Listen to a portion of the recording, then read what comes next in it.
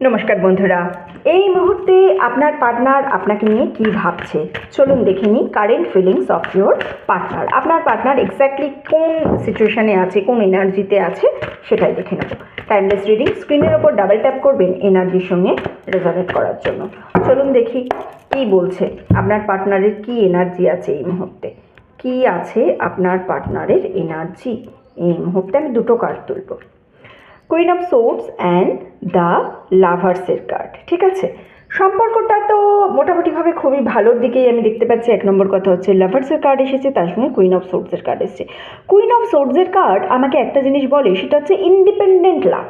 অর্থাৎ আপনারা সম্পর্কে তো আছেন, কিন্তু কেউই একে অপরকে খুব একটা বেশি গুরুত্ব দেন না শব্দের অর্থ কিন্তু এখানে আলাদা। গুরুত্ব দেন না শব্দের অর্থ হচ্ছে একে অপরের ওপর ডিপেন্ডেন্ট নয়। অর্থাৎ তুমি যেটা বলবে সেটাই হবে, তুমি না বললে হবে না, সেই ধরনের জিনিস কিন্তু নেই। একে অপরের মতামতকে গুরুত্ব দেন আপনারা এই ভালোবাসার সম্পর্কের মধ্যে, একে অপরের কথা তার মতো করে চলতে দেন। ঠিক আছে, কিন্তু নিজেরা জানেন নিজেদের মধ্যে একটা আপনাদের খুব ভালো সম্পর্ক আছে।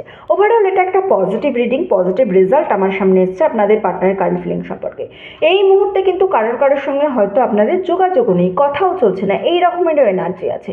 কিন্তু সেই এনার্জির সত্ত্বেও, ডিসপাইট অফ দ্যাট এনার্জি, আপনারা একে অপরের যে যেটা করতে চান তার ওপরে কিন্তু কেউ কোনো বিধিনিষেধ আরোপ করেন না।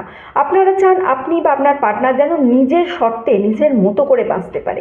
আপনাদের কারোর কথায় যেন তাকে একেবারে তার মতো হয়ে চলতে হবে, এই ধরনের এনার্জি কিন্তু আপনাদের একেবারেই পছন্দ নয়।